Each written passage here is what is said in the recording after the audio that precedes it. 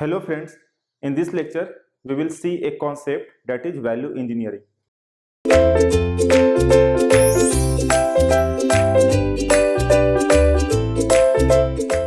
So on the board I have written the definitions. Okay, on the board I have written the definitions. So there are different definitions. So you need to learn it. Okay, very simple ones. So the meaning of the value engineering I will explain. Okay, so many of the undergraduate courses are having this type of topics. Okay, so this type of topics has been also asked in UPSC examination. Okay, in conventional 10 marks questions they ask what is value engineering. Okay, so you have to explain it, and some of the university examination also they have this value engineering in their curriculum. So if you talk about value engineering, it is a 30 marks, it is a 30 hours course, but just we have to study the introduction. Okay, also, okay, in the undergraduate courses also we have got to study the introduction of the value engineering. Otherwise it is a very lengthy syllabus. Okay, the value engineering is a complete 30 marks weightage, you can say 30 hours course. So we will see just the introduction. Okay, so first when I heard this topic value engineering, okay, 2 or 3 years back, when I heard this topic that something like value engineering, so I thought that it is just like something like moral values, but it is not like moral values. It is related with our product design. Okay, it is one of the topics which is related with the product design. So the basic history, okay, from where it started. Okay, it was started during Second World War. Okay, during the Second World War, what happens, there was some shortage of some raw materials. Okay, some raw materials, some labors. So what General Electric, okay, the company was General Electric, the General Electric started this term value engineering.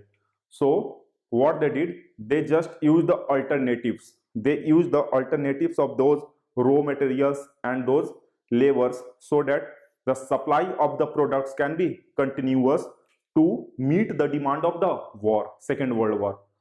And these substitutes or alternatives, you can say, was so good that there was not any difficulty faced. So they started this word as a value engineering. Okay, after that a society named, the name of the society was SAVE, you can say, SAVE, SAVE, Society of Americans for Value Engineering. Okay, Society of Americans, Society of Americans for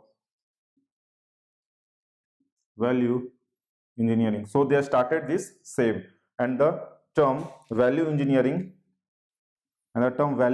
came into existence. So the history was started from the Second World War, and the General Electric was the company who started it. Okay, so you will say what is value engineering? Okay, what does it mean? So basically I will read the definitions. You can see we have written that it refers to the systematic method of improving the value of a product. Okay, we have to improve the value of a product that a project produces. Okay, so we have to improve the value of a product that a project is going to produce it.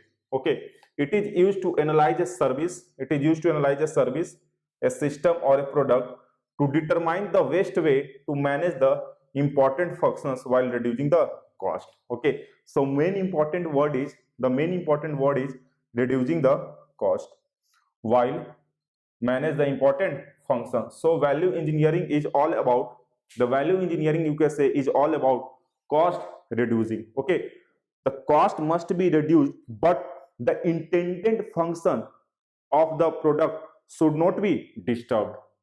Okay, the intended function or quality of the product should not be disturbed, and the cost must be reduced.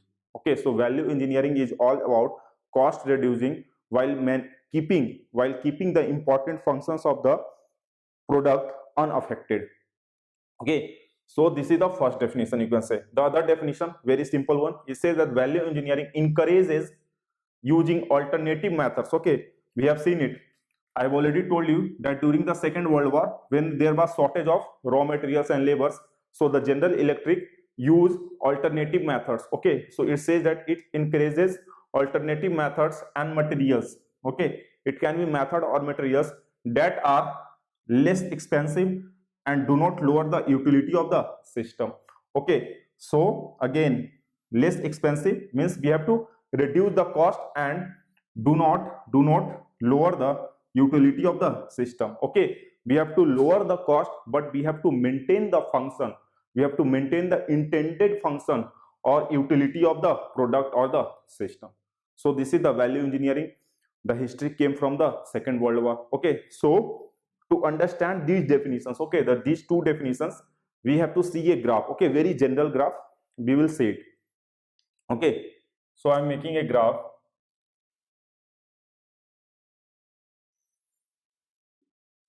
Okay, on y-axis we have cost, on y-axis we have cost, and on x-axis we have value. Okay, on y-axis we are making cost, and on x-axis we have drawn value. So I'm going to divide this graph into 4 regions. Okay, you will get this figure in some of the textbooks. Okay, we are going to divide this on 4 different regions. So you can see this region. Okay, this is 0, 0. Okay, this is 0, 0 origin. So this region you can see the cost is less and the value is also less. So this region is low cost and low value. This region, the cost is high cost and low value. Okay, this region is again high cost and high value, and this region is low cost and high value. Okay, so these 4 regions. So in case of value engineering, what we have to do, we have to reduce the cost while maintaining the function of the product. So you can see the value is high, it means the function of the product is high, that is maintained, but the cost is less. So this is the target. Our target is to achieve high value at low cost. Okay, so in a single definition, in a single term, you can define value engineering that we have to achieve the value high by maintaining the lower cost. Okay, by maintaining the lower cost. So this graph you can draw cost versus value, and our target is to maintain the product high value and we have to minimize the cost. Okay, so some of the people or students say that the value engineering is simply like cost cutting. Okay, we have to simply reduce the cost of the project. No, again I am repeating it, value engineering, it is not cost cutting. Okay, some of the people say that it is cost cutting, so I'm writing it. Okay, I'm writing it, value engineering is not cost cutting. Okay, value engineering is not like cost cutting. We do not have to simply reduce the cost. Okay, why? Suppose there is a wristwatch. Okay, we are taking the example of wristwatch. Okay, the function of the wristwatch is to show the time. The function of wristwatch is to show the time. So if we want to apply value engineering to this wristwatch, if we want to apply the value engineering to wristwatch, then what we have to do? We have to look for a product whose work is to only show time. Okay, we can change the product. Okay, we can design another product that is showing the time. By reducing the cost, we have to look for the design of the product. We have to look for a certain design of the product which is going to reduce the cost of the project, but the function must be to show the time. But in case of cost cutting, we are simply going to modify the wristwatch. Okay, we are going to change the dial, we are going to change the belts of the wristwatch so that the cost is reduced. So value engineering is not cost cutting. The cost can be cut. Okay, cost can be cut during the manufacturing of a product. You can see during the manufacturing of a product, we can apply certain methods which is going to reduce the cost. But in case of value engineering, we are not going to reduce the cost during manufacturing. Okay, we are going to reduce the cost during the design of the product. Okay, so again important point. Okay, these are very important points. These are objective questions. Okay, these are objective questions in UPSC examination for 2 marks. Okay, so we will simply write value engineering is applied during the project design. Value engineering is applied during the project design. Okay, so the cost is not cut during the manufacturing. The cost is basically cut during the project design. So the important word is that value engineering is a tool that is used to design the product. Okay, in a single line we can say that value engineering is a tool that is used to design a product. Okay, it is a tool that is used to design a product. Okay, so everything we have to look for the cost reduction, we have to look during the product design only. We cannot reduce the cost of the product during manufacturing. We cannot reduce the cost of the product during marketing. Okay, we have to reduce the cost of the project during project design only. Okay, so value engineering is not cost cutting, it is not redesign. Okay, it is not something that we are going to redesign that product only. Okay, we have to look for the intended function. We cannot reduce the utility of a product, we cannot reduce the intended function of a project. We have to only reduce the cost of the product in such a way that its function is maintained. It means we have to look for the design, because everything you can see, like weight, okay, like its appearance, everything is added to the product during its design stage only. So you can modify the product design. Okay, you can modify the product design by maintaining its intended function. Okay, so the word is product and design. So we will look a graph that shows the product life cycle, that how a product goes into the market. Okay, how a product goes into the market. So we will see the product life cycle.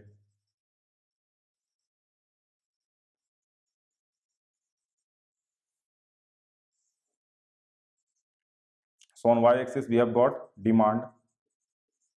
Okay, demand or sale you can say, and on x-axis we have got time. Okay, on x-axis we have got time, and on y-axis we have got demand, and we are seeing the product life cycle, at how a product is going into the market. So it is divided into 5 different categories you can say.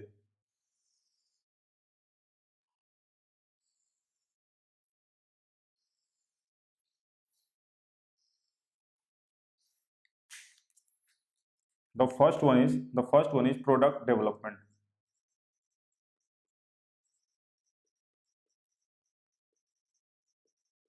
The second one is introduction. The third one is growth. The fourth period is maturity, and the last one is decline.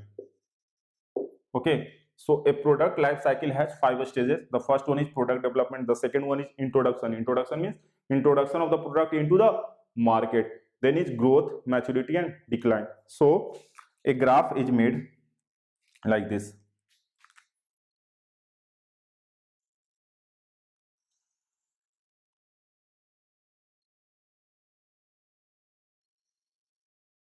Like this. Okay, so the first stage during the product development, it does not go into the market, so there is no graph. Okay, there is no demand of the product. First, the product development means we have to think of certain ideas. Okay, we have to do brainstorming, we have to collect the data from the market, that what is the demand of the customer, what product we should develop that they are going to buy it. Okay, whether it is going to be liked by the customer or not. So the first step is product development. We are going to develop the product in our industry. Okay, so for that we are going to make a team, we are going to do the market analysis, we are going to do the research, just like forecasting. Okay, so the first step is product development. The second one is introduction. After the product has developed, we are going to introduce our product into the market. So you can see the graph. So when you are going to introduce your product in the market, the demand of the product is less. Okay, so during this period, the demand you can say the demand of the product is low. The demand of the product is low. Okay, so the profit you are getting, the profit you will get is also, you can say, it is low. Okay, because the customer are not aware about your product. The customer are not aware about your product, so the demand of the product is low and the profit which you are getting from that product will be low. Okay, why? Because the price of the product is high. Because the price of the product is high for the customer. But after mouth to mouth publicity of your product from the customers, with increase of time, you can say, with increase of time, the demand of the product increases. The demand of the product increases. You can see this is the demand. Okay, so in a starting, no one knows about your product, but with mouth publicity, the demand of the product increases and the growth period starts. So in growth period, the customers are ready to buy your product. Okay, but your product should be available every time in the market. Okay, you must provide a proper service. Okay, you must provide, whenever the customer goes to buy the product, your product must be available at the desk. Your product must be available at the desk. It means you are ready to provide the service to the customer. So with the demand of the product, you can say in this phase, the demand of the product is high. Okay, the profit is also high. So what you are going to do? You are going to provide service to the customer. Your product must be available within the market, okay, for customer use. So the demand of the product will be high and the profit is also going to be high. The next one is maturity. You can see the demand is in this phase. Okay, in maturity phase, the demand is highest. Okay, the demand is highest. There will be competitors. Okay, there will be competitors to your product. Other companies are also going to launch the product. So the competitors will be there and your product demand is highest, and the profit is also, in this case, the profit is also highest, you can say. And the last phase is decline. Okay, the demand is less and the profit, you can say, is also less. Why? Because now your product becomes absolute. Okay, they are not going to like it, or you may say that the technology which you are using with your product has been abolished. Okay, new technology has arrived.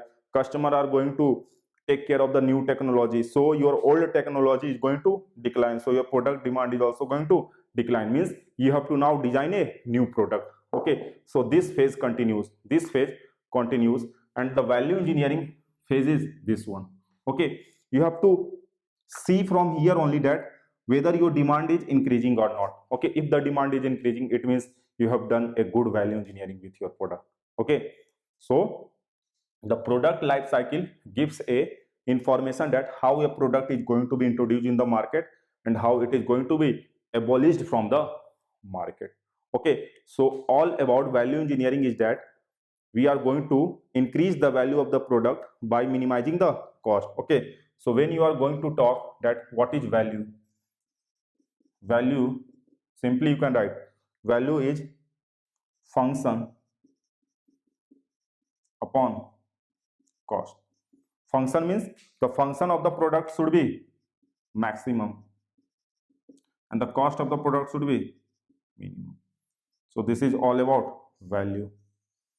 Okay, this equation represents the value, and value engineering means the product is going to maximize its functioning while minimizing the cost. Okay, so this is all about value, and the value engineering addition, the value addition of the product is done at the product design stage only. Okay, this is one of the important point. Just remember it. Value engineering is added to the product at the product design stage only. It is not done at the manufacturing stage or at the marketing stage. It is just done at the design stage only. Okay, so this was a simple introduction of value engineering. In the next lecture also, we will see some of the different terms that how we are going to do the value engineering. Okay, what are the steps involved in doing value engineering? Okay, why every product is not value engineer? Okay, why do people lack about the value addition? What are the advantages of value engineering? So each and every term we will be talking in the next lecture. Okay, so just go through the introduction. You need to just look for the introduction only, because we do not have a very lengthy syllabus. We have to just study the only topic. So this is all about the introduction. In the upcoming lecture also we will talk about value engineering. Thank you.